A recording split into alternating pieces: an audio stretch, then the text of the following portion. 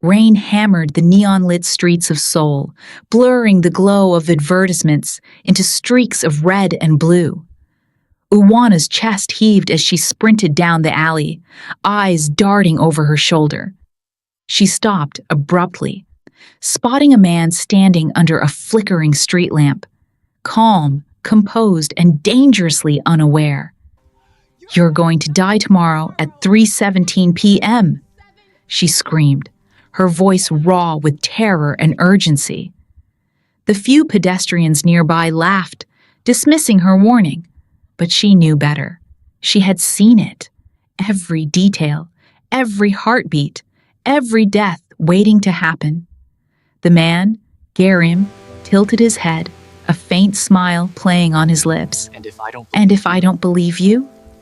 Her stomach twisted. The pull toward him was magnetic, forbidden.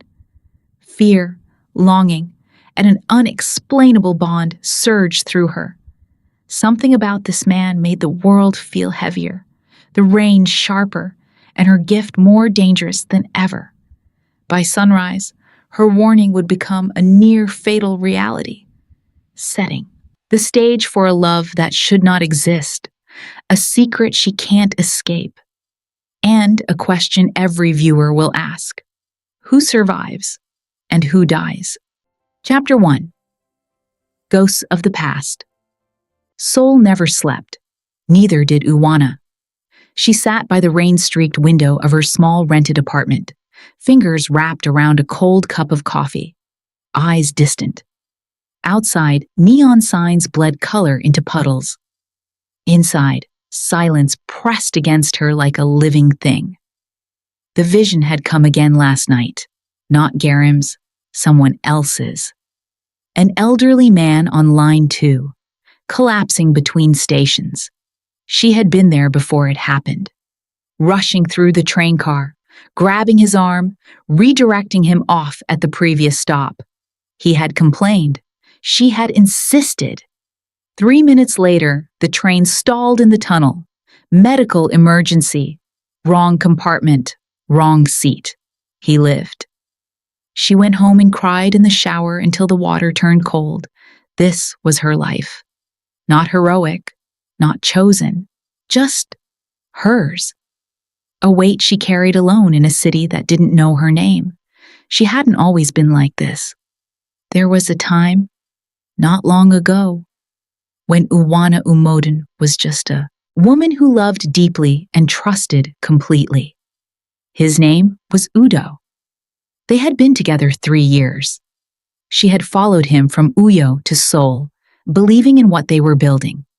She cooked for him on cold nights, learned basic Korean phrases just to make him laugh, imagined a future that felt solid, real, earned. Then one afternoon, a mutual friend sent a single message. "Did you know Udo is engaged? The introduction was last weekend." Not to her. She remembered sitting on the bathroom floor for 2 hours, fully dressed, unable to move, not because she was weak, but because she had believed. Fully, completely belief that leaves no armor. When she finally stood up, something had shifted inside her. She didn't understand it then. The vision started 3 days later. Fragmented, overwhelming, terrifying. A doctor's appointment revealed nothing. A therapist suggested grief-induced dissociation. A researcher in Uyo, Dr. Yemi Adisa, suggested something else entirely. Trauma, he had said carefully, can unlock things in the mind that science is still catching up to.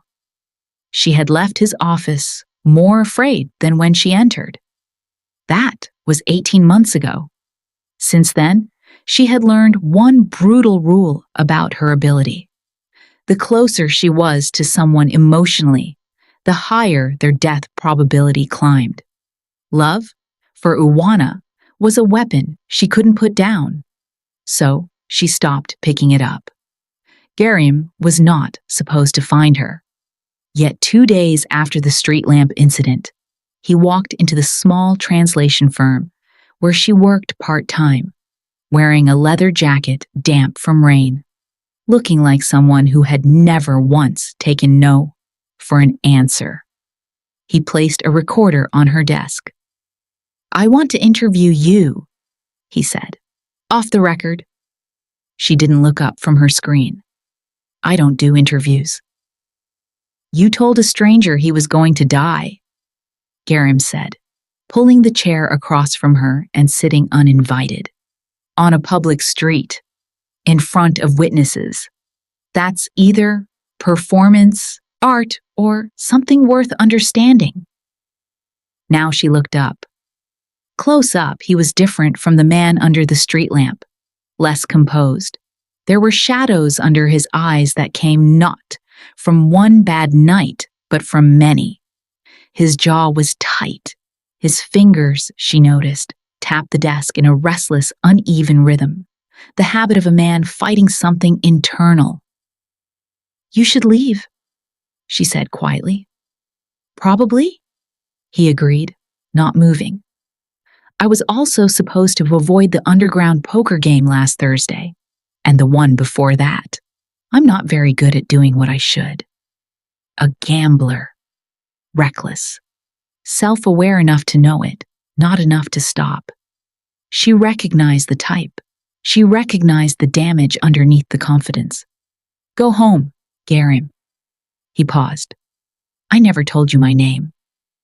The air between them shifted. "You didn't," she said carefully. "Then how? Leave, please." He studied her for a long moment, not with suspicion, but with something quieter. Curiosity edged with something she couldn't name. Then he stood, pocketed the recorder, and walked toward the door. He stopped at the threshold. "The fall on Bukansan Trail," he said, without turning around. 3 days ago. I slipped on a wet rock. Caught myself on a branch. Nothing serious." She said nothing. "Was that the one you saw?" Silence stretched between them like a wire pulled too tight. He left without waiting for her answer. Uwana sat very still after he was gone. Her coffee was still cold. The rain was still falling. But something in the room felt different. Charged, like the moment before lightning makes contact with the ground. She pressed 2 fingers to her wrist, feeling her own pulse. Fast. Too fast. She closed her eyes and focused, the way Dr. Adisa had taught her, scanning the edges of her perception for death probabilities, for shadows. She found one immediately. It was faint, distant, but unmistakable, and it was attached to Gaerim, not for today, not for tomorrow, but growing, slowly, steadily, like a flame finding oxygen. Her eyes opened. The closer he gets, she thought, the faster it grows. She picked up her cold coffee, took a sip, set it down. Outside, Seoul moved on, indifferent and loud and alive. Inside, Uwana made a decision she already knew she wouldn't keep. She would not see him again. Chapter 2. Forbidden Attraction. She kept her decision for exactly 4 days. Then Gaerim showed up at her bus stop. Not dramatically, not with flowers or rehearsed lines. He simply stood beside her in the morning crowd, hands in his jacket pockets, watching the road like a man with nowhere urgent to be. "You're following me," she said flatly. "I take this bus," he replied. "Since when?" "Since I found out you do." She turned to look at him. He met her eyes without flinching, without the performative charm most men reached for when caught. Just honesty. Unapologetic and slightly tired. That was the part that unsettled her most. She could handle charm. She had learned to dismiss it, file it away, move on. But a man who looked at her like she was worth the inconvenience of the truth, that was harder to categorize. The bus arrived. She boarded. He followed. They sat 3 seats apart. Neither spoke. but Uwana felt his presence the entire ride like a second heartbeat. Steady, insistent, impossible to ignore. She told herself it was surveillance, professional curiosity, a journalist chasing a story. But Gaerim didn't ask questions that week. He didn't push. He simply appeared. At the bus stop, at the small kimbap restaurant near her office, where she ate alone on Tuesdays, at the convenience store 2 blocks from her apartment, where she bought instant coffee and occasionally, secretly, ramyun at midnight. He never manufactured conversation. He simply existed nearby, like he had decided her orbit was somewhere he wanted to be and was willing to wait for permission. It was the patience that broke her defenses. On the 5th day, she sat across from him at the kimbap restaurant and said nothing for 10 minutes. He matched her silence without discomfort. Outside, autumn winds scattered leaves across the pavement. Finally, she asked, "Don't you have somewhere to be?" "Probably," he said.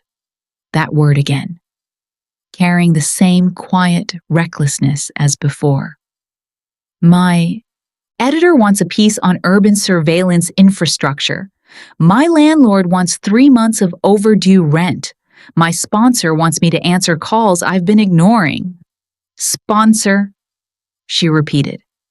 He looked at her steadily. "Gambling? I've been in and out of the program for 2 years." She hadn't expected him to say it that cleanly. No performance, no shame spiral, just a fact, laid on the table between them like something he had long stopped trying to hide. "And right now," she said slowly, "instead of any of that, you're here." "Right now," he said. "This feels more honest than any of it." That evening she made a mistake. She let him walk her home. Not all the way. She stopped half a block from her building. Old habit, protective instinct. But they stood in the amber glow of a street lamp and talked for 40 minutes about things that didn't matter and somehow mattered completely. He told her about growing up in Incheon, his father's silences, his mother's exhaustion. The accident at 15 that he never spoke about clearly, but circled like a wound that hadn't fully closed. The way gambling had started as adrenaline and become something else. A way to feel in control of outcomes in a world that had never given him that option freely. She told him less, but she told him something. She told him about Uyo, about the heat and the noise and the way her mother used to hum while cooking, low and constant. About Udo, not everything, just the shape of it. The 3 years, the message, the bathroom floor. Gaerim listened without trying to fix it. He didn't offer perspective or silver linings. He just nodded, slowly, like a man who understood that some wounds don't need commentary, just witness. When she finally stopped talking, the street was quieter. "You never cry when you tell it," he observed. "I cried enough," she said simply. He looked at her for a long moment. "You know what I think?" "Don't," she said. "I think you're not afraid of pain," he continued. "Anyway, I think you're afraid it'll mean something again." The accuracy of it landed like pressure against a bruise. She said goodnight and walked the rest of the way home alone. The vision came at 2 a.m. Not a stranger this time. Gaerim. He was crossing a street, somewhere in Mapo. She recognized the bridge in the background. Earphones in, distracted, moving on a green light. A delivery truck running a red. Not slowing. The probability was high, dangerously high. She sat up in bed, breathing hard. This was the pattern. The closer the emotional connection, the sharper and more urgent the visions became. It wasn't random. It wasn't coincidental. Her own feelings were accelerating the probability. drawing it forward, making it more likely, more imminent. She had let him walk her home. She had talked about Udo. She had felt something. And now the universe was showing her the invoice. She grabbed her phone, hesitated. She didn't have his number. She had been careful about that, careful about all of it. But she remembered the name of his publication from a byline she had seen on his recorder app screen. It took her 11 minutes to find his work email. Another 4 minutes to decide. She typed one line. Don't cross any streets near Mapo Bridge before noon tomorrow. I mean it. She sent it before she could change her mind. Then she sat in the dark, arms wrapped around her knees, pulse unsteady. Not because she was afraid of the vision, because she had just made a choice she couldn't undo. She had reached toward him, and reaching, she knew from experience, was always the first step toward something that would cost her everything. His reply came 6 minutes later. 3 words. I believe you. The next morning, Uwana arrived at the translation firm to find a woman already waiting outside. Early 30s, sharp eyes behind wire-rimmed glasses, a professional calm that felt studied rather than natural. She introduced herself with a name that meant nothing and an organization that meant less. But the card she pressed into Uwana's hand carried a single line beneath the logo. We've been watching you for 14 months. Uwana's blood went cold. She looked up. The woman smiled, not unkindly, almost with recognition. You're not alone in this, she said softly. And you're not the first. Chapter 3. Shadows of Deception. Some dangers announce themselves. Others wear a friendly face and learn your schedule first. Uwana noticed the man on Tuesday. He was sitting outside the cafe she stopped at every morning. Gray coat, newspaper, unremarkable. She wouldn't have thought twice about him. Except, he was there again on Wednesday. Same table, same newspaper, different coffee. On Thursday, she changed her route entirely. He was already there when she arrived. She walked past without stopping, her pulse steady through discipline alone. Inside, every nerve was firing. She had learned in 18 months that paranoia and intuition were not the same thing. And what she felt now was not paranoia. Someone was watching her. Had been for a while. The question was, who sent him? She already had a suspicion. 3 weeks before leaving Uyo, Dr. Yemi Adisa had called her into his office for what he described as a routine follow-up. The room had felt different that day. Too clean, too quiet. A second chair positioned at an angle that suggested someone had recently left in a hurry. He had asked new questions, specific ones. When the visions come, do you see numbers, exact times, percentages? Have you ever prevented a death and felt, physically, like something transferred? Do the probabilities increase around people you're emotionally close to, or anyone within proximity? She had answered carefully, partially, left things out. But she remembered the way he wrote, not like a researcher documenting symptoms, but like a man filling in gaps in a report that already existed. She had never gone back. Now, staring at the gray-coated man from across the street, she wondered how long the report had been following her. Gaerim called that evening. She had given him her number 3 days ago, a decision she had immediately regretted and refused to examine too closely. I need to show you something, he said. No greeting, no preamble. Can you meet me? Where? Mapo Bridge, North Side. Bring a jacket. It's cold. She almost said no. "Give me 20 minutes," she said instead. He was already there when she arrived, leaning against the railing, laptop open despite the wind. The Han River moved darkly below them, indifferent to the cold. Gaerim looked up when he heard her footsteps, and something in his expression shifted. Relief, quickly masked by his usual composure. He turned the laptop toward her without a word. On the screen was a scanned document, old, partially redacted. The letterhead read, Nexus Research Institute, Confidential, Uyo Division. Her name was on the third line, Uwana Umoden. Subject 7, Psychosomatic Probability Sensitivity, Trauma-Induced.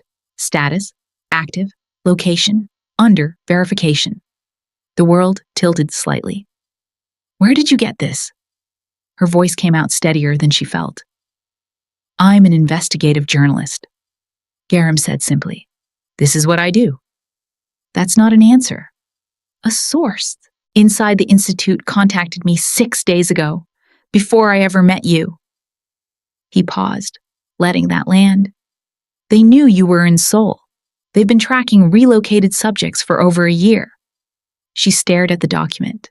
Subject 7. Not a patient, not a case study, a subject. "How many others?" she asked. "The file references up to subject 12, but only 3 names are legible. Yours is the only one currently active in the field." "What does that mean? Active in the field?" Gaerim's jaw tightened. "It means you're the only one still using it." The implication sat between them, like something neither wanted to touch. The others had stopped, or been stopped. They walked, without deciding to, away from the railing, into the quieter stretch of the riverside path. The city hummed above them, oblivious. "Why bring this to me?" Uwana asked. "You could have published it." "I still can," he said honestly. "But I wanted you to know first." She glanced at him sideways. He was looking ahead, hands in his jacket pockets, that familiar restless energy running just beneath the surface. He wasn't performing calmly tonight. He was actually thinking. "You investigated me before we met," she said. "I investigated the Institute. You came up in the research. That's a fine distinction." "I know." A beat. "I'm not going to pretend it wasn't calculating. It was. That's a flaw I own." She said nothing, but she filed it away, the honesty and the flaw behind it. They were halfway back toward the bridge when it happened. A figure stepped out from the shadows of a maintenance alcove, not threatening in posture, almost casual, but positioned deliberately, blocking the path. Gray coat. Same man from the cafe. Gaerim stopped. Uwana felt her body go cold and alert simultaneously. The man smiled professionally. "Miss Umoden, my employer would simply like to arrange a conversation. Nothing confrontational." "Who is your employer?" Gaerim asked, already stepping slightly forward. Instinctive, automatic. "That's a conversation for Miss Umoden." "Then it can wait," Uwana said flatly, indefinitely. The man's smile didn't waver. "That would be unfortunate. For both of you." What happened next was not planned. Gaerim moved, not aggressively, but decisively, creating enough space for Uwana to step back. In doing so, he clipped the edge of the railing barrier with his shoulder, momentum shifting awkwardly. For one terrible second, his balance tilted toward the drop. Uwana grabbed his jacket. Pulled. He caught the railing with both hands, steadying himself, breathing hard. The gray-coated man was already gone, dissolved back into the dark like he had never existed. They stood in silence for a moment, the river loud beneath them. Gaerim looked at his hands on the railing, then at her. "That was—" "Don't," she said. her voice tight. Don't make it smaller than it was. He didn't. She released his jacket slowly, becoming aware that she was still holding it, that her knuckles had gone white. She let go, stepped back, put careful distance between them. But her hands were trembling, not from fear of the man in the gray coat, from something worse. She had felt it the moment she grabbed him. A sharp, visceral spike in the probability she carried around him, like a dial turning violently upward, like the universe noticing she cared.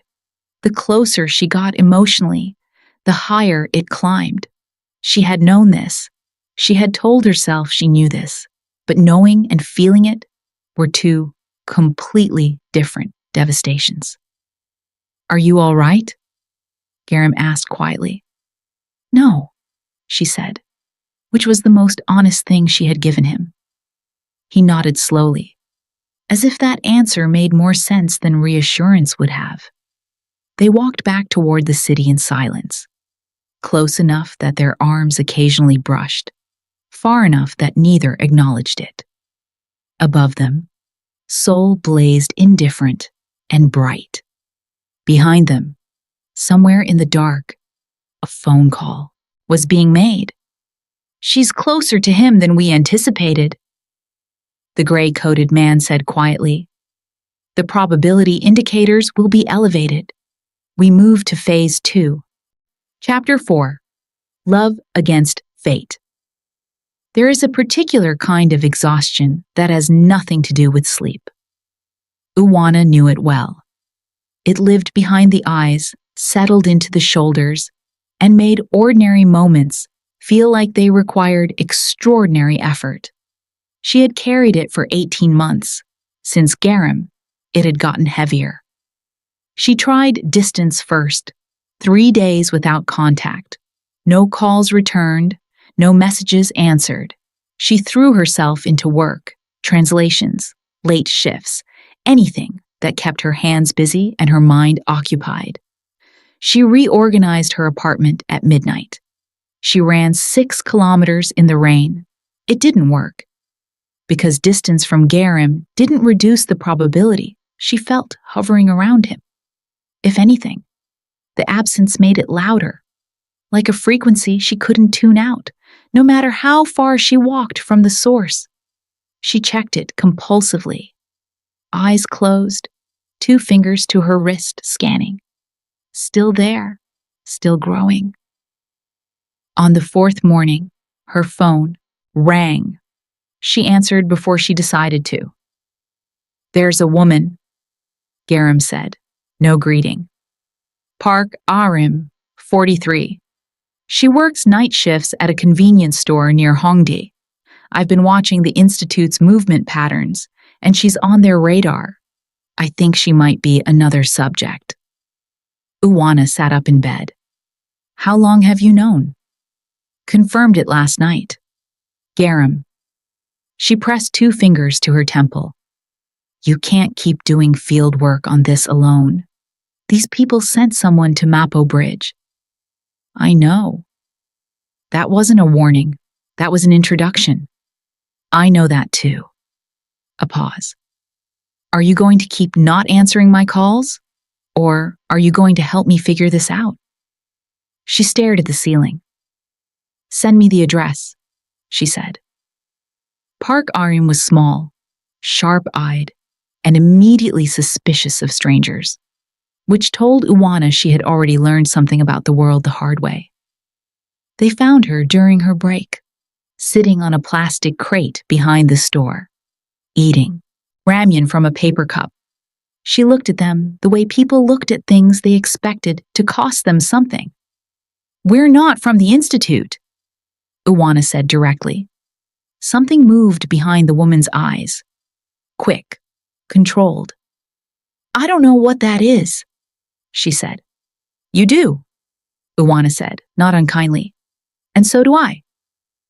A long silence. The alley smelled of rain and exhaust. Somewhere above them, a window unit hummed.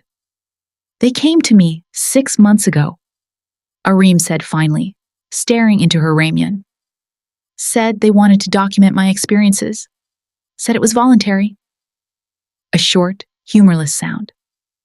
Voluntary, until I said no. Then the letters started. Then someone moved into the apartment directly above mine. Gaerim was already writing. Did they ever mention other subjects? He asked. They mentioned a woman. African. Said she was cooperative. Ahrim looked at Uwana. I'm guessing that wasn't accurate. Not entirely. Uwana said. They left an hour later with more questions than answers, which Gaerim seemed to find energizing, and Uwana found deeply unsettling. He was like that. Animated by complexity, sharpened by danger.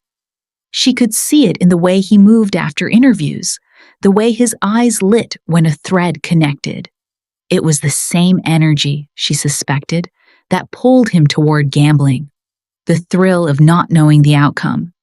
The difference was that this time, the outcome involved people's lives.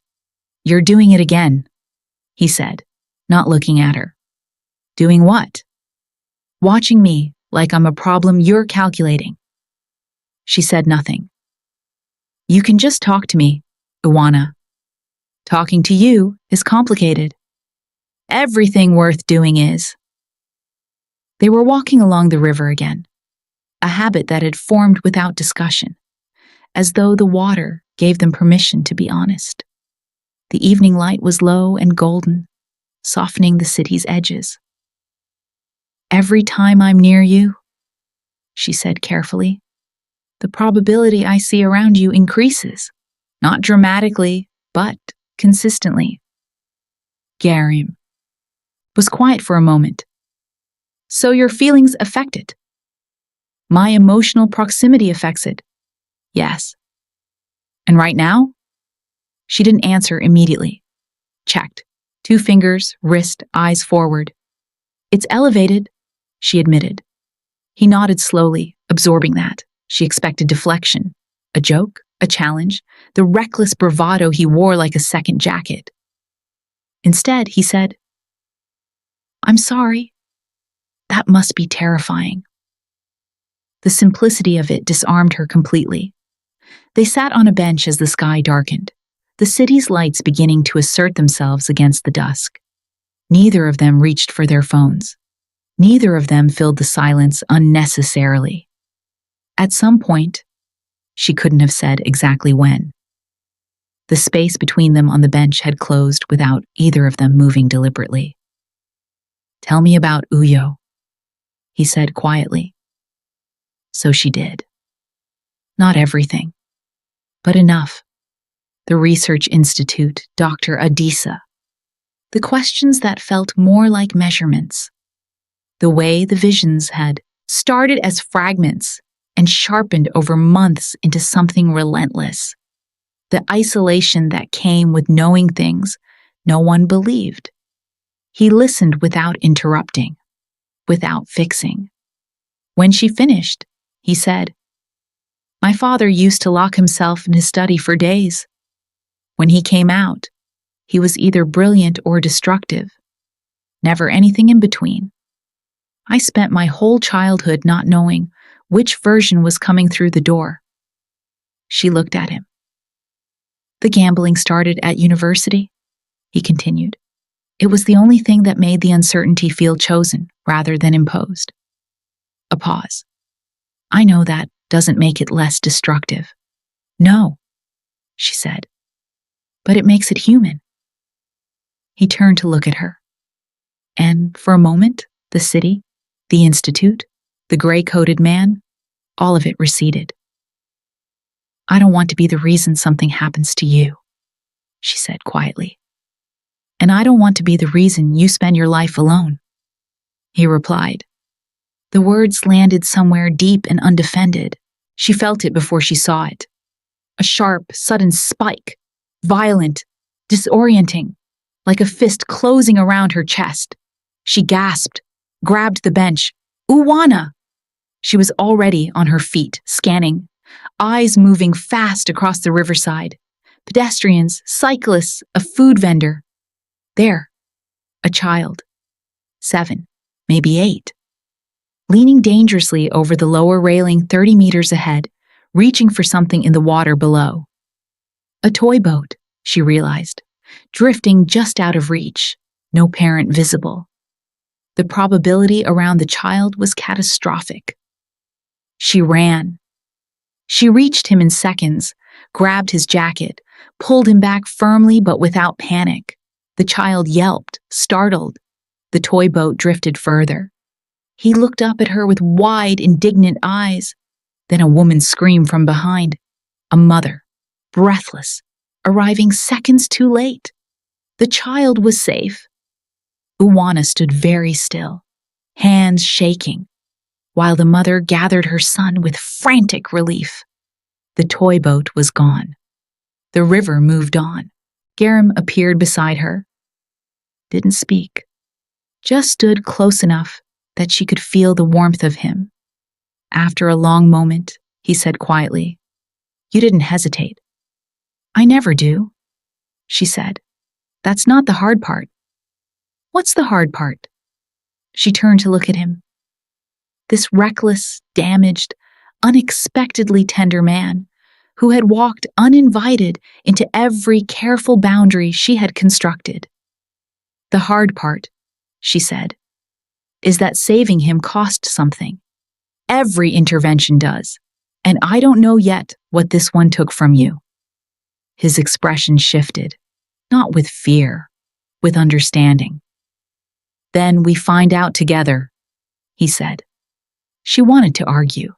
She had excellent arguments prepared, logical, emotionally sound, well-structured arguments for why this was dangerous and irresponsible and destined for catastrophe. She said none of them. Instead, she stood beside him on the riverside as night fully claimed the city, close enough that their hands almost touched. Both of them, looking out, at the water that kept moving regardless of what was decided on its banks. The probability around him pulsed, elevated, persistent, growing. But underneath the fear, underneath the discipline and the walls and the 18 months of careful, exhausting solitude, something else was growing too. Something she had no clinical term for. Something that felt terrifyingly like hope. 3 kilometers away, in a parked car with tinted windows, a laptop screen glowed. 2 figures on a riverside bench, close together. One of them reaching, almost imperceptibly, toward the other's hand. The man watching the screen made a note. Emotional bonding confirmed. Probability indicators will spike significantly within 48 hours. He looked at the figure beside him. "Do we intervene?" A long pause. "Not yet," the second voice said. "Let it develop. A bond this strong makes her easier to leverage." The laptop screen went dark. Chapter 5. Betrayal and Secrets. Trust is not built in grand moments. It builds in small ones. A phone call answered at midnight. A silence that doesn't need filling. A hand that reaches without being asked. It builds slowly, carefully, the way anything worth having is built. And it can be destroyed in a single sentence. Things had shifted between them, not dramatically. Not with declarations or promises neither of them were ready to make, but in the quiet, accumulating way that mattered more. Gaerim knowing how she took her coffee without asking. Uwana recognizing the tension in his jaw that meant he hadn't slept. Small familiarities that arrived uninvited and stayed. She noticed them, filed them away, tried not to examine them too closely. The probability around him had stabilized, not reduced, but no longer climbing at the rate that had terrified her. She told herself it was because she was managing her emotions better, maintaining appropriate distance. She was lying to herself, and she knew it. On a Wednesday evening, Gaerim was late. not unusually late. He ran on his own internal schedule, which bore only a passing resemblance to agreed times. But something felt different tonight. She had called twice. Both times, the phone rang out. She told herself it was nothing. At 9:47 p.m., her door knocked. It wasn't Gaerim. It was a woman, early 30s, good posture, dark blazer.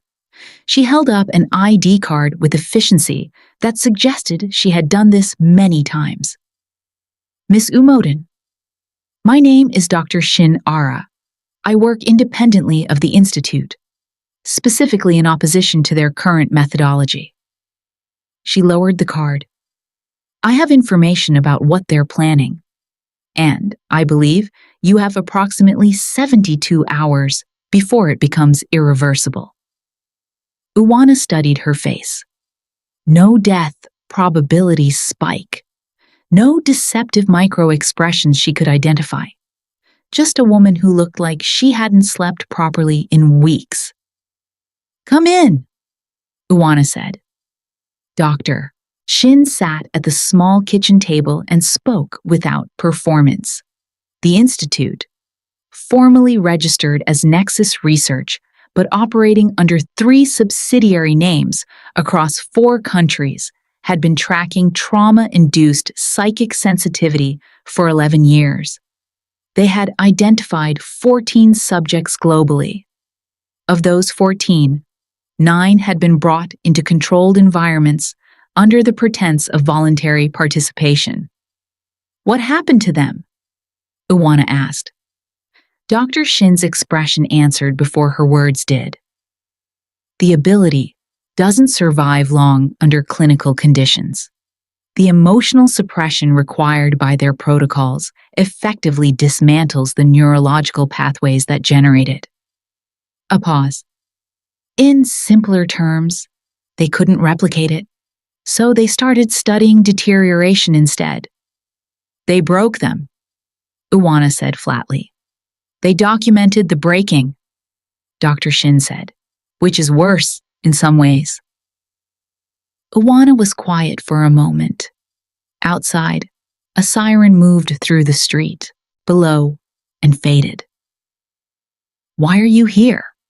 She asked. Why not go directly to authorities? I have been. For 8 months. Dr. Shin opened her bag, placed a thin folder on the table. 3 separate submissions, each one quietly archived. The Institute has reach that extends further than I initially understood. Then, what do you want from me?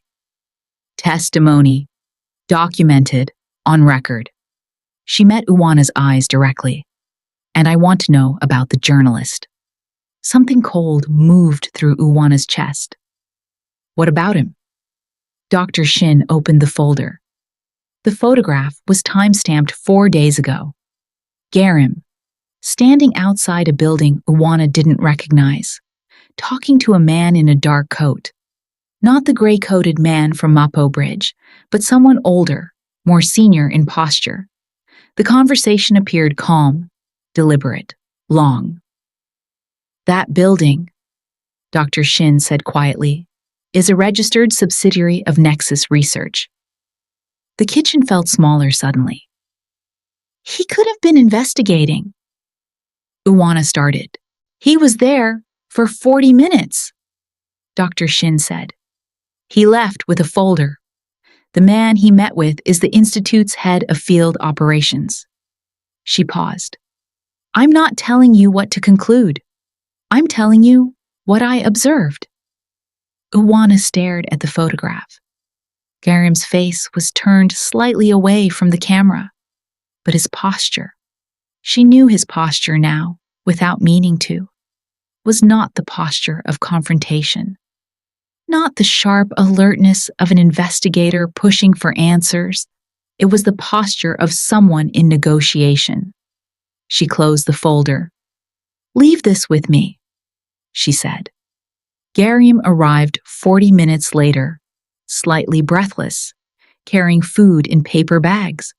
The dumplings from the Pojangmacha, near Hongik University, that she had mentioned once, casually, weeks ago.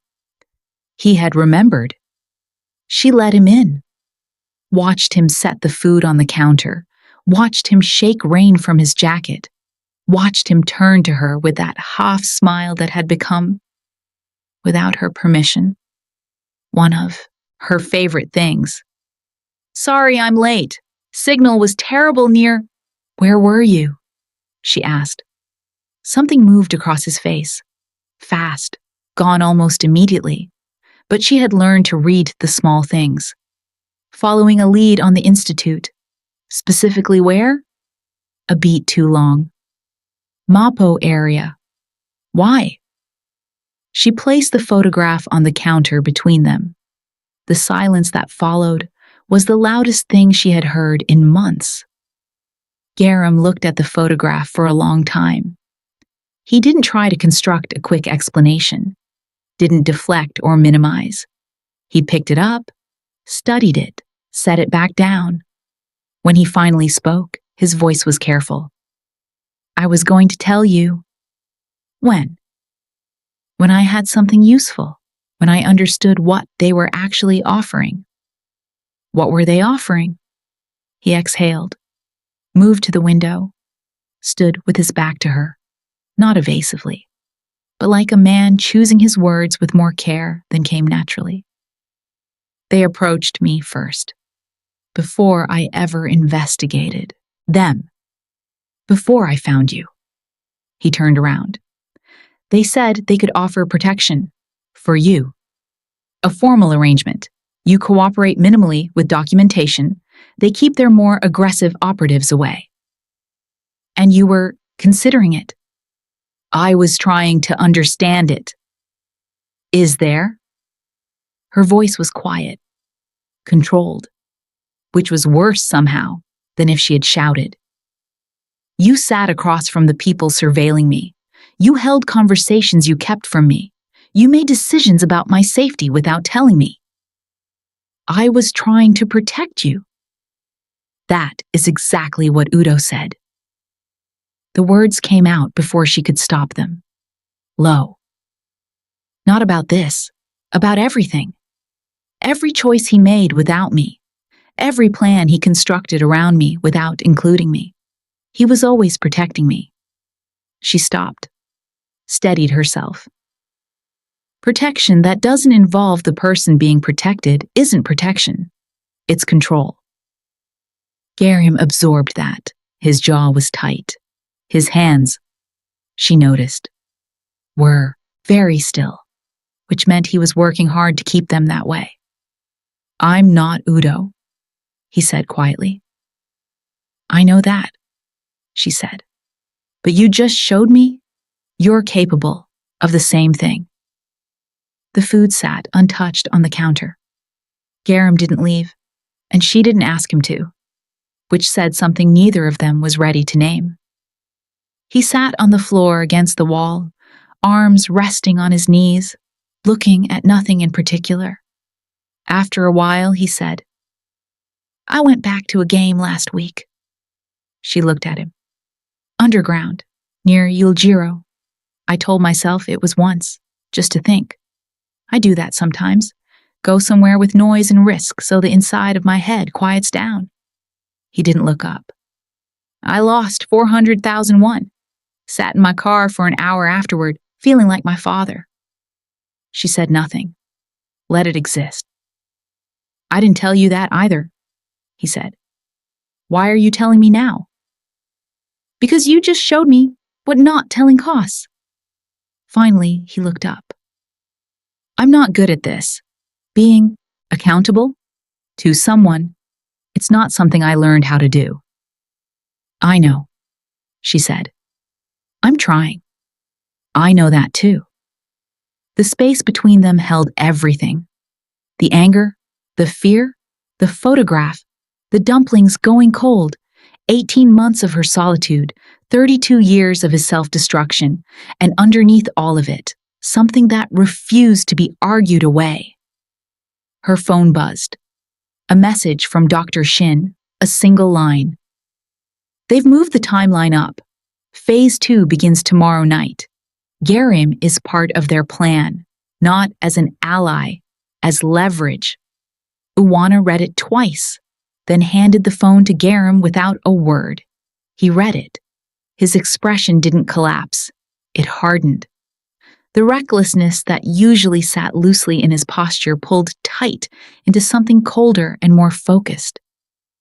"They were never going to honor the arrangement," he said. "No," she agreed. "I walked right into it." "Yes." He handed the phone back, met her eyes. "Tell me what you need me to do." And there it was. Not an apology constructed to minimize damage, not a deflection dressed as honesty, just a man setting down his ego and asking to be useful. It wasn't everything. It wasn't absolution. But it was real. "First," she said, picking up her jacket, "we find Dr. Shin. Second, we figure out what Phase 2 actually means." She paused at the door. "And Gaerim?" He looked at her. "No more separate conversations with anyone about any of this." "Agreed," he said without hesitation. They left the apartment together, moving quickly through the rain-slicked streets. Behind them, the dumpling sat cold on the counter. The photograph lay face down where Gaerim had placed it. 2 blocks ahead, a black car pulled slowly away from the curb, following them. Neither of them saw it.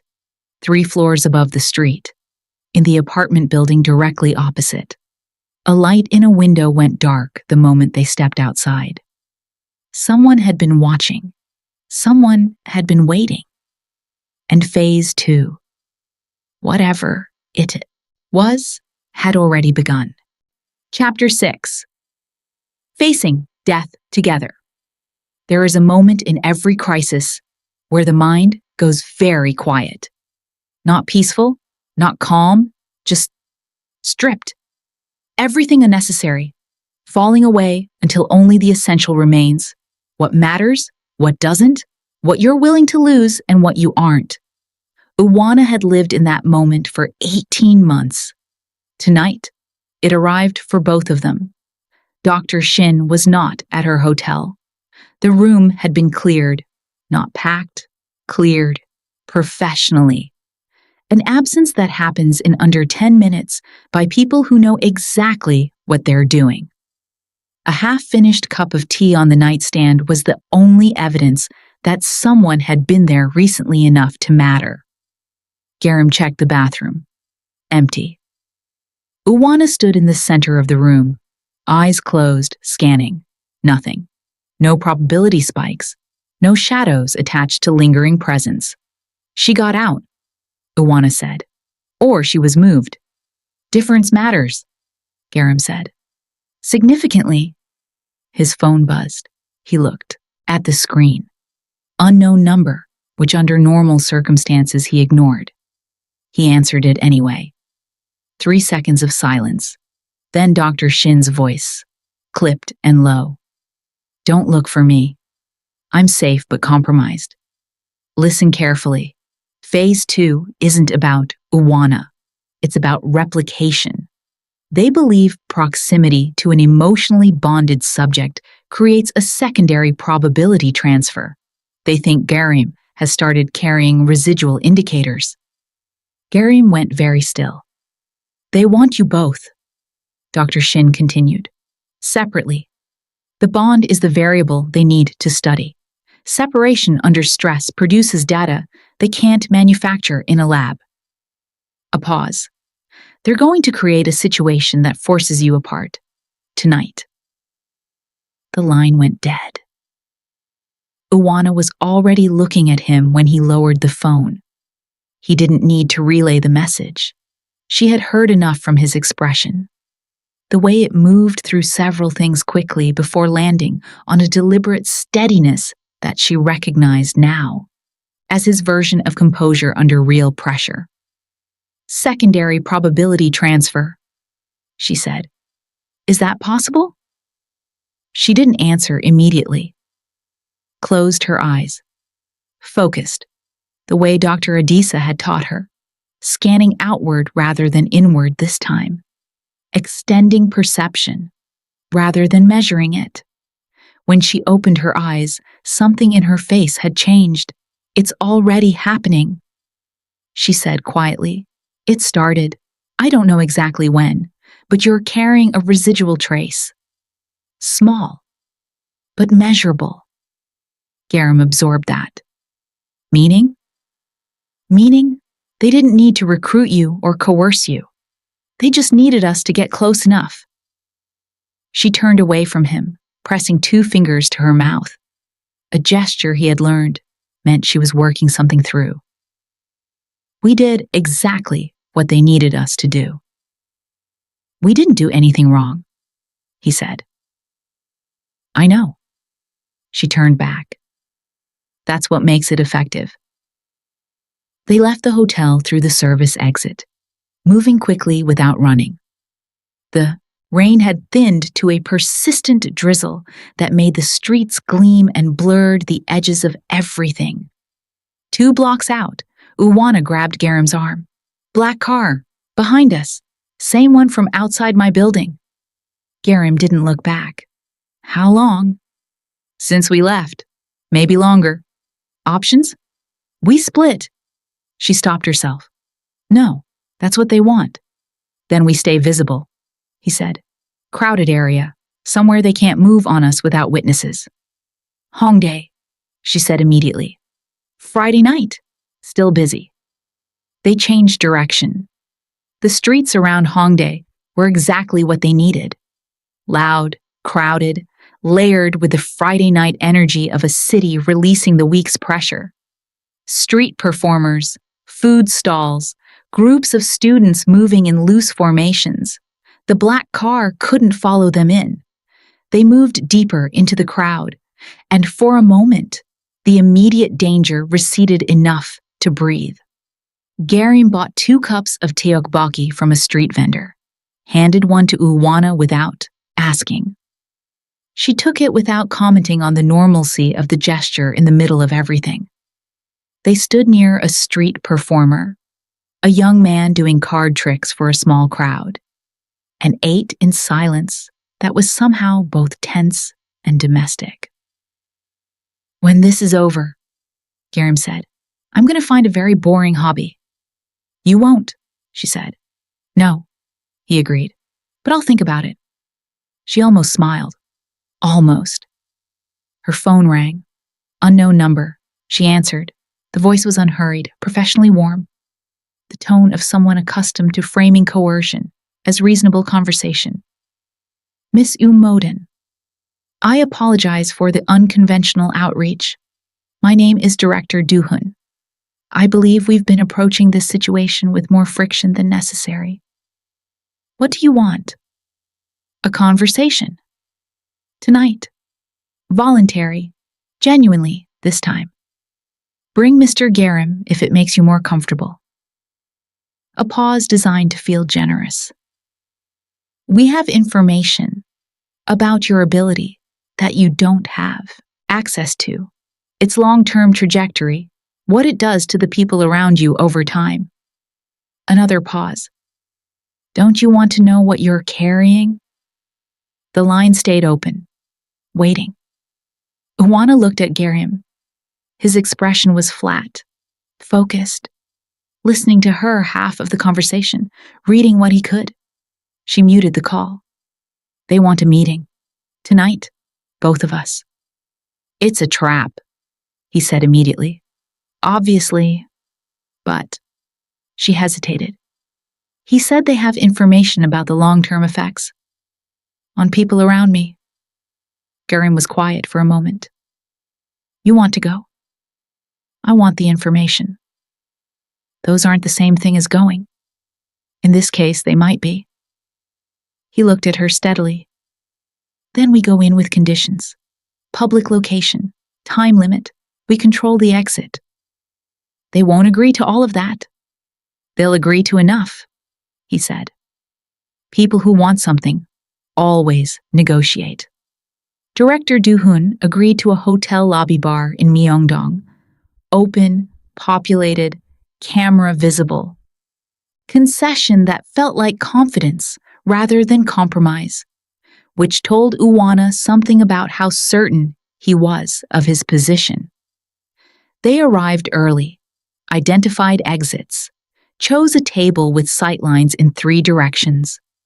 Gaerim had been quiet on the way over, not withdrawn, but internally focused in a way she recognized now as him taking something seriously. He sat beside her rather than across, a small, deliberate choice that she noticed and didn't comment on. Director Doohan arrived on time.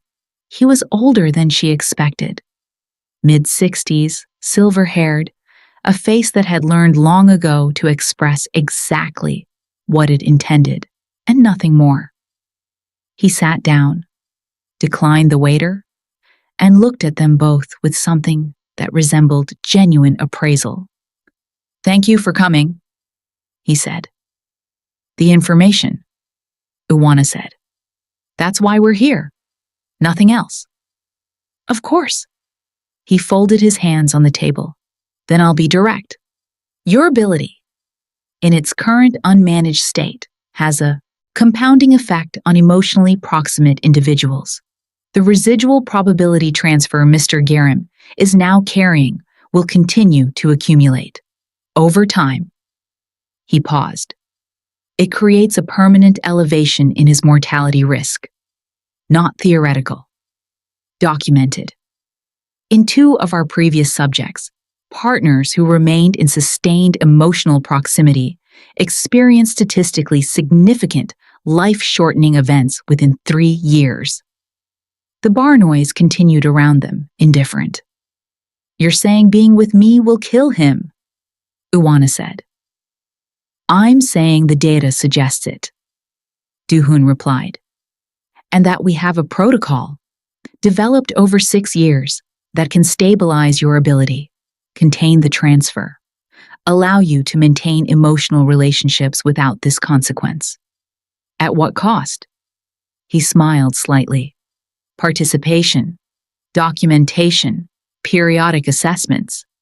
In a controlled environment," Gaerim said. "Initially, yes." "And the 9 subjects currently in your controlled environment?" Gaerim continued, his voice even. "How are they?" Something shifted in Doohan's expression. Small, but there. "Every protocol involves managed variables. How are they?" Gaerim repeated. Silence. "That's the cost," Uwana said quietly. "That's what participation actually means." Doohan leaned forward slightly. "Miss Umoden, the alternative is watching this man accumulate risk every day you stay close to him. I'm offering you a way to keep him safe." It was exquisitely constructed. Because it wasn't entirely a lie, she could feel the truth in it. The part about the accumulating transfer, the compounding risk. That part she had felt herself, tracked herself, feared herself in the quiet hours before dawn. And that was exactly why it worked as leverage. She felt Gaerim's hand close over hers on the table. Not urgently, just present, deliberate. She didn't look at him. "If I agreed," she said slowly, "what happens to him?" "He goes home," Doohan said simply. "The residual indicators diminish without sustained proximity. He returns to his life, whole." "And if I don't agree?" Doohan's expression didn't change. "Then we continue as we have been, which has not, I think you'll acknowledge, been comfortable for either of you." A threat wearing the clothes of a statement. Gaerim spoke before she could. "She's not going anywhere with you," he said. Quiet. Absolute. "Not tonight. Not under any version of this conversation. Mr. Gaerim, I heard what you said about the risk." He met Doohan's eyes directly. "I understood it, and I'm telling you that it's not yours to calculate. You're choosing elevated mortality." "I'm choosing her," Gaerim said simply. "Those aren't the same conversation." Something happened in Uwana then that she couldn't have named. Not relief. It was too complicated for relief. Not love. It was too frightened for love. Something in between. Something that cracked through 18 months of careful, deliberate distance, like light through a fissure she hadn't known was there. Doohoon looked between them for a long moment. Then he sat back, picked up his water glass, took a slow sip. "You're making a decision based on emotion," he said. "Yes," Gaerim agreed. "We are." "That's not rational." "No," Uwana said.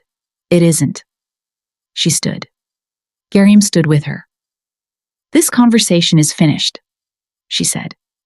"And Director Doohoon, whatever Phase 2 looks like, understand that I've been managing probability fields for 18 months. I know how to read what's coming." She held his gaze. "I'd suggest your organization consider what it means that I'm telling you to stop rather than asking." She walked out, Gaerim beside her.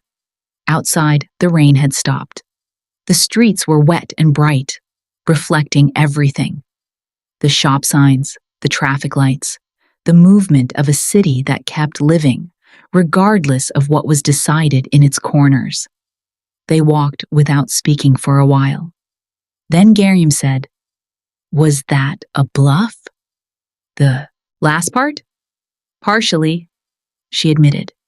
"Which part was real?" She stopped walking, turned to face him on the wet pavement, the city noise a steady presence around them. "The part where I'm not leaving," she said. He looked at her. Something in him, that constant restless motion that barely contained energy, went very still.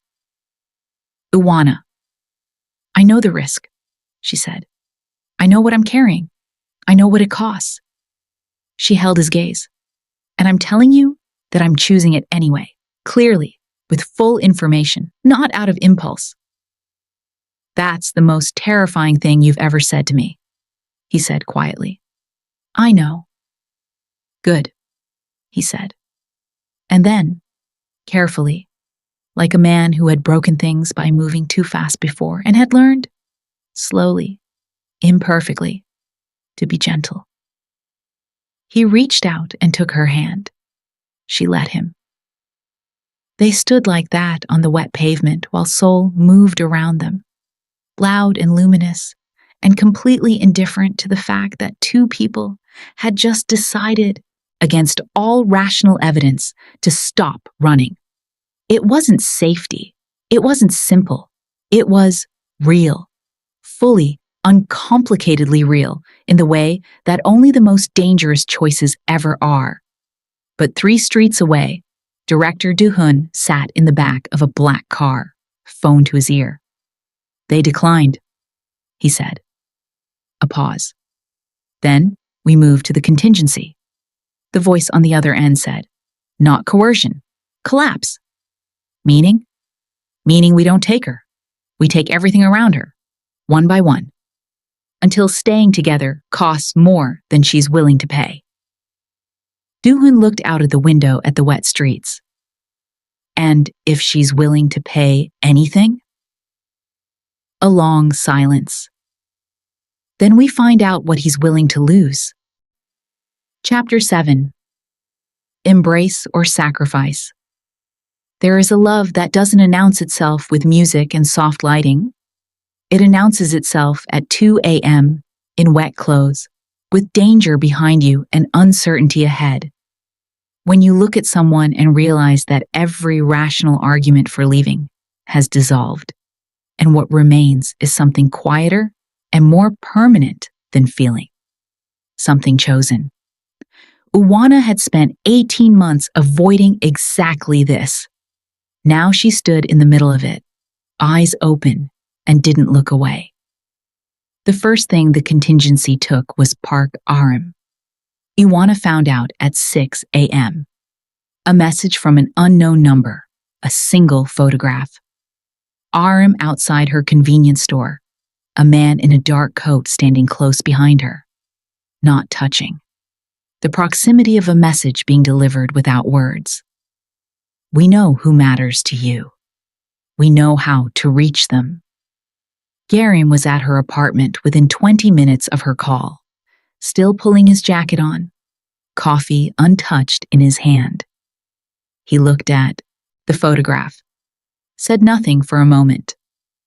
"They're not going to hurt her," he said finally. "Not yet. This is pressure, not action." "How long before it becomes action?" He didn't answer, which was its own answer. "We have to move," Uwana said. "Today. We can't wait for them to take the next piece." Agreed. He set the coffee down. Dr. Shin reached out last night.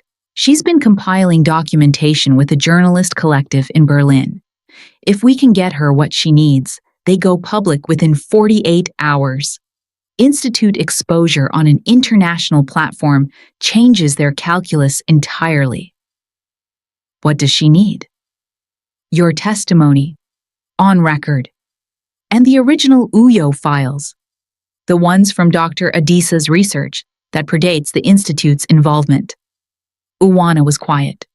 "You have them," Gaerim said, not a question. "I have some of them," she said carefully.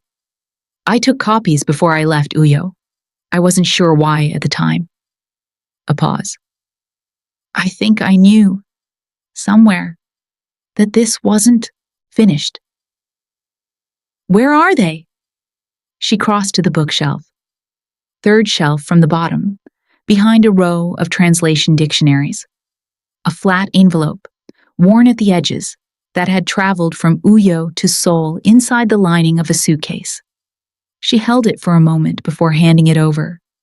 18 months of insurance, of preparation she hadn't consciously acknowledged making. "Okay," she said. "Let's finish this." Dr. Shin was operating from a borrowed apartment in Mapo. Sparse, functional, the temporary headquarters of someone accustomed to moving quickly. She opened the door before they knocked, which meant she had been watching the street. She looked at the envelope in Uwana's hand and exhaled slowly. The exhale of someone who has been holding their breath for a very long time. "Is it complete?" "Enough," Uwana said. "Walk me through what you need." They worked for 3 hours. Uwana gave testimony, careful, detailed. Dr. Shin recorded everything, cross-referencing with her own documentation. Gaerim organized the Uyo files, his journalist's instinct for narrative structure, making him useful in ways that had nothing to do with recklessness for once. Uwana watched him work. Efficient, focused, the gambling addict and the impulsive risk-taker temporarily set aside, replaced by someone methodical and genuinely skilled. She wondered if he knew how good he was when he wasn't self-destructing. She suspected he didn't. Fully, she would tell him. Later, when there was time for later. At 11:40 a.m., Gaerim's phone rang. He looked at the screen. Something shifted in his face. Not fear, something worse. An expression of a person receiving news they had been unconsciously bracing for. He stepped into the hallway. Uwana kept her eyes on Dr. Shin's screen, but her attention had followed him completely. He came back 2 minutes later, sat down, placed his phone face down on the table, with the care of someone controlling a strong reaction. "Gaerim, my younger brother?" he said, his voice even and terrible. "He was followed home last night. They didn't touch him. Just let him know they could." The room was very quiet. "He's 24, Gaerim said. "He has nothing to do with any of this." Uwana felt it then. Not a vision, not a probability spike, something older and more fundamental. The weight of being the reason someone else's world becomes dangerous. She had feared this, had structured her entire life for 18 months around preventing exactly this, and it had happened anyway. "This is what I was afraid of," she said quietly. "Not for myself." Gaerim looked at her. "I know. This is why She stopped. "Every person I allow close becomes a point of leverage. I can't—" Her voice didn't break, but it came close. "I can't be the reason your brother gets hurt. Or anyone else." Gaerim was quiet for a moment. Then he said, very carefully, "What are you saying?" She didn't answer immediately, because the honest answer was complicated, layered with 18 months of solitude that had calcified into something she'd mistaken for strength, and the terrifying recent discovery that it might have actually been fear. And underneath both of those things, the question she had never fully let herself ask: what was she actually protecting people from? Her ability or herself? Dr. Shin spoke quietly from across the table. "There's something in the Uyo files I haven't mentioned yet." They both looked at her. Dr. Adisa's original research, before the Institute became involved, documented a stabilization pathway, not suppression, not the Institute's protocol. She pulled up a scanned page. He theorized that the ability's compounding effect, the probability transfer, the elevated risk to proximate individuals, was not a permanent feature. It was a symptom of unresolved emotional trauma. Specifically, she met Uwana's eyes. The original wound, the betrayal that triggered the ability in the first place. Uwana stared at the page. "He believed," Dr. Shin continued carefully, "that if the subject achieved genuine emotional resolution, not suppression, not distance, but actual resolution of the originating trauma, the compounding effect would stabilize naturally. The ability would remain, but the transfer risk would reduce to negligible." The words settled into the room slowly, each one landing with the weight of something that rearranged things. "He never published it," Uwana said. "The Institute acquired his research before he could. They buried this section specifically, because a self-stabilizing subject with no transfer risk is not a useful research subject." "They needed her to stay damaged," Gaerim said flatly. "They needed the instability," Dr. Shin confirmed. "A stable ability with no collateral effect gives them nothing to leverage." Uwana sat with that for a long moment. 18 months, every careful distance, every relationship held at arm's length, every morning checking probabilities like a ritual of self-punishment. Every time she had told herself that isolation was responsible, that love was dangerous, that the kindest thing she could do for anyone was to remain unreachable. Not because of her ability, because of Udo. Because of a bathroom floor in Uyo, and 2 hours of sitting fully dressed and unable to move, and the decision she had made in that stillness, not consciously, not with words, that the only protection against that kind of devastation was to never again be that open. Her ability hadn't made her dangerous. Her unhealed grief had. Gaerim was watching her, not with urgency, not pushing. The way he had learned, imperfectly and recently, to simply be present without demanding anything from it. "Say it," he said quietly.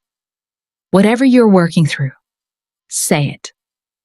"I think," she said slowly, "I've been using my ability as a reason to avoid something that had nothing to do with my ability. The betrayal, the fear of it happening again." She looked at him directly.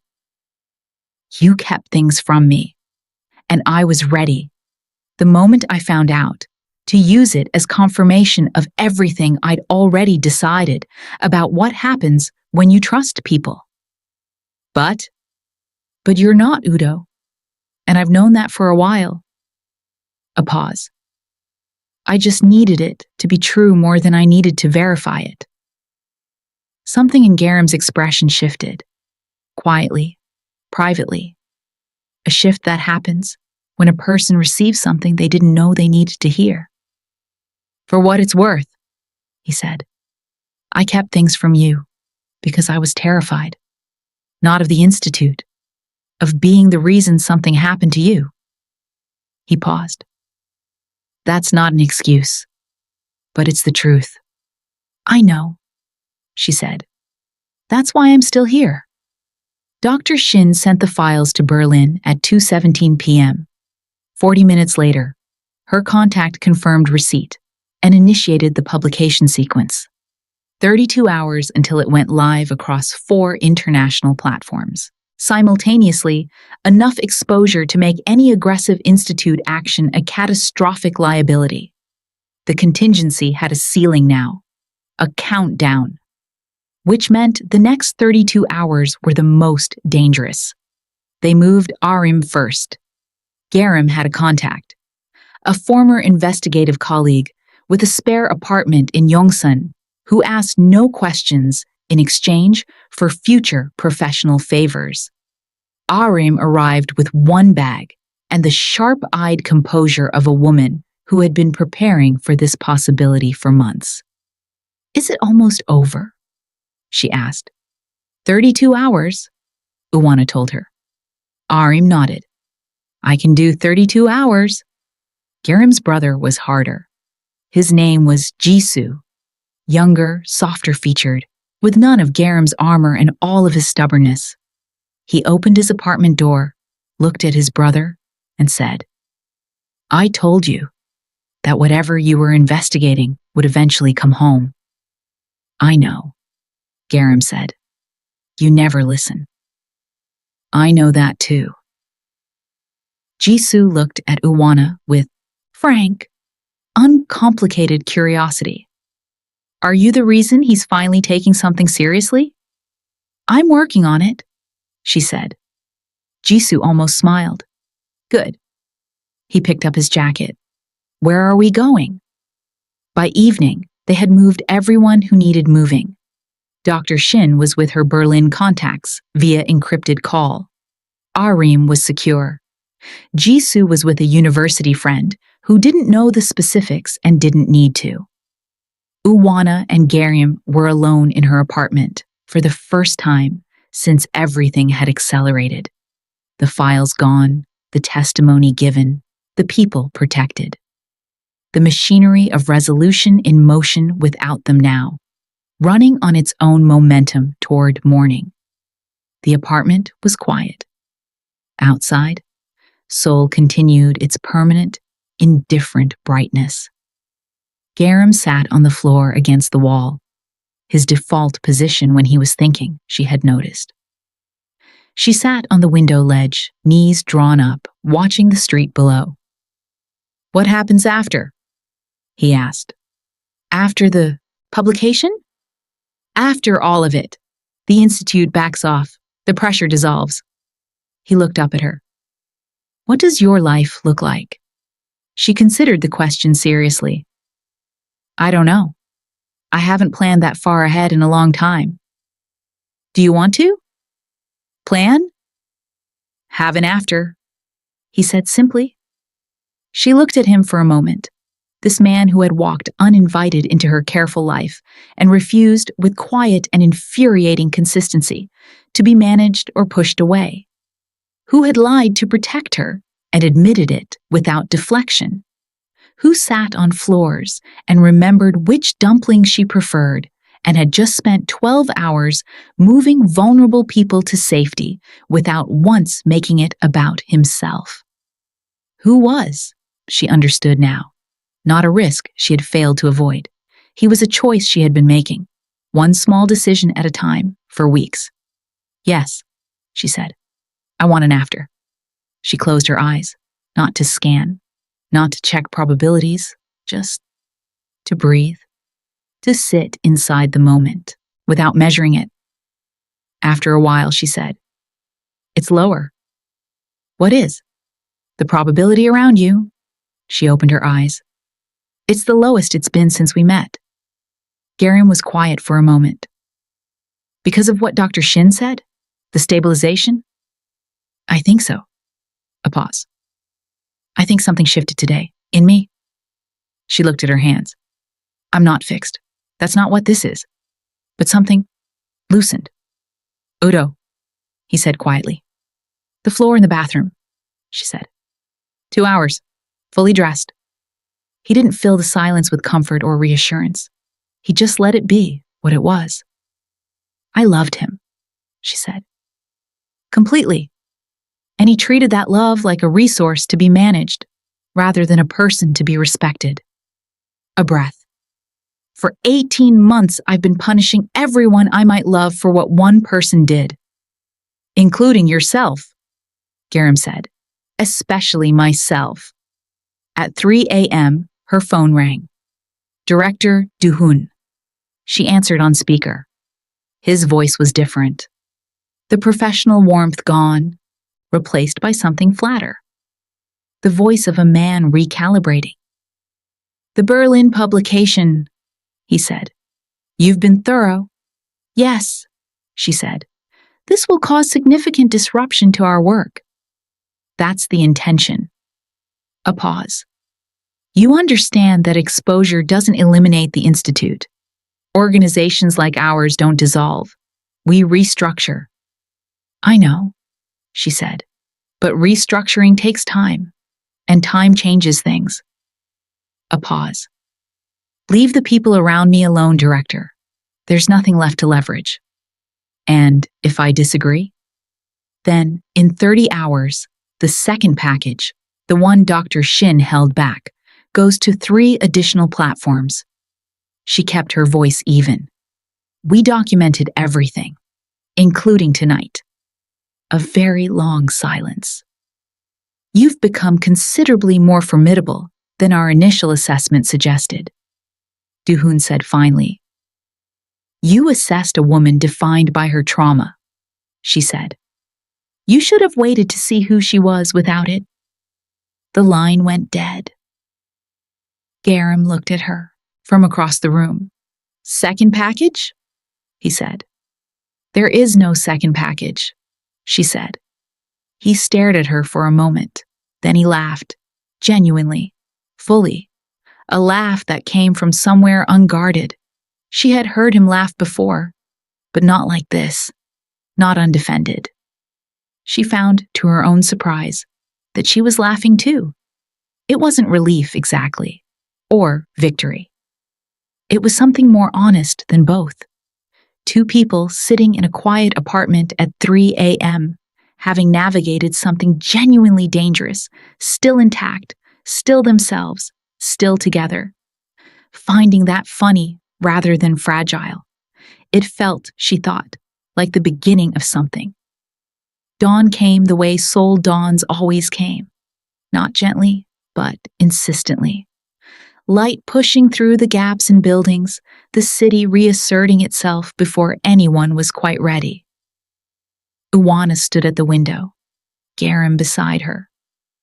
The street below was beginning its morning rhythms, a delivery truck, an early jogger, the first brave coffee customers of the day.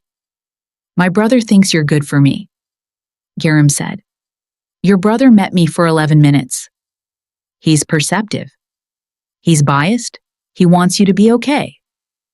Those aren't mutually exclusive, Gaerim said. She said nothing, but she didn't disagree.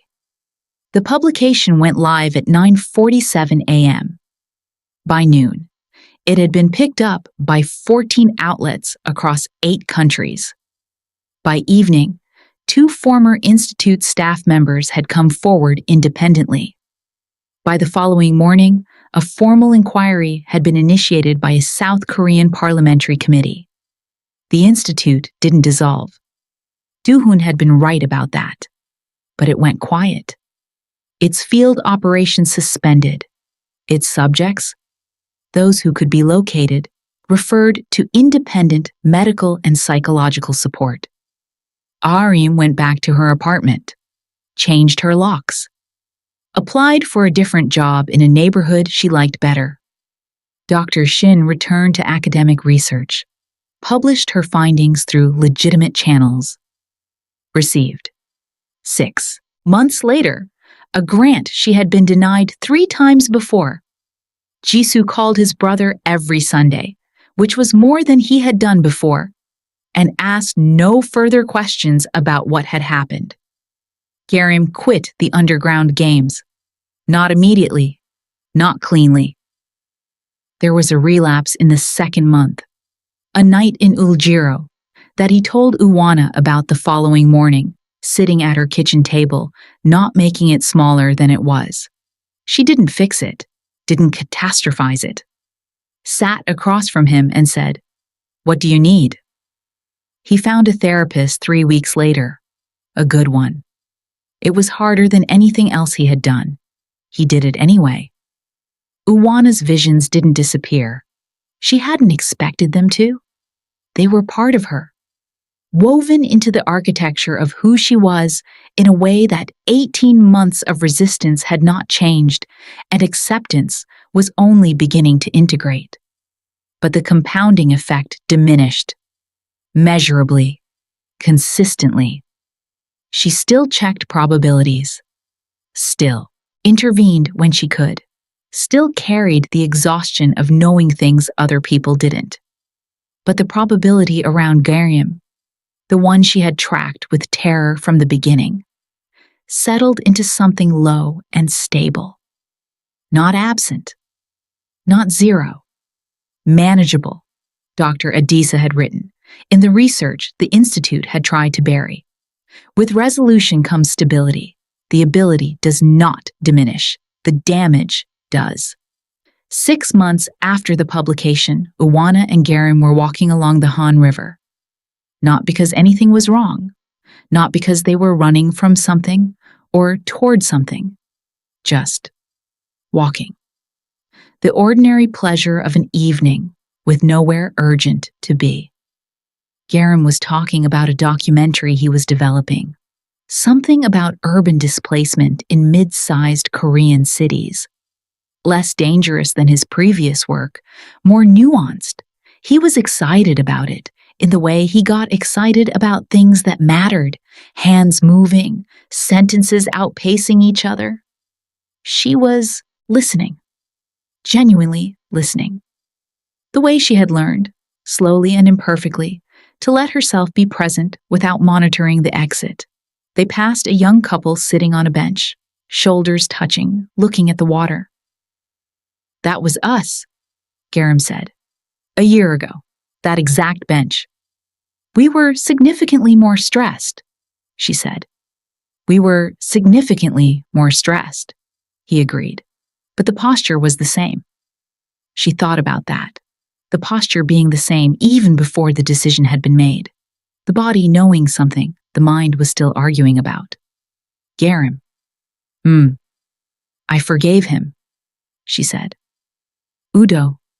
A few weeks ago. Not for him. I have no idea where he is. But for me." Gaerim was quiet for a moment. "How did that feel?" "Like putting down something very heavy," she said. "That I'd stopped noticing I was carrying." He nodded slowly. "The floor in the bathroom," he said. 2 hours, fully dressed. "Gone," she said. "Not forgotten, but no longer load-bearing." He reached for her hand. She gave it. They walked. The river moved beside them, permanent and indifferent and beautiful. Seoul blazed above and around them, its noise, its light, its relentless forward momentum, and 2 people moved through it together, neither running nor standing still, carrying their history without being buried by it. On the far side of the river, a figure stood at the water's edge, still, watching. Not the gray-coated man, not Director Du-hoon, someone else, younger, patient, with a quality of attention that belonged to a person who had been waiting for the right moment for a very long time. A phone in their hand, a single photograph on the screen, Uwana and Gaerim on the riverside path. The figure looked at the photograph, looked at the two distant figures across the water, typed a single message. She's stable. The ability has evolved beyond original parameters. This changes everything. Sent it, put the phone away, and walked, quietly, unhurriedly, back into the city. Some stories end, some simply pause.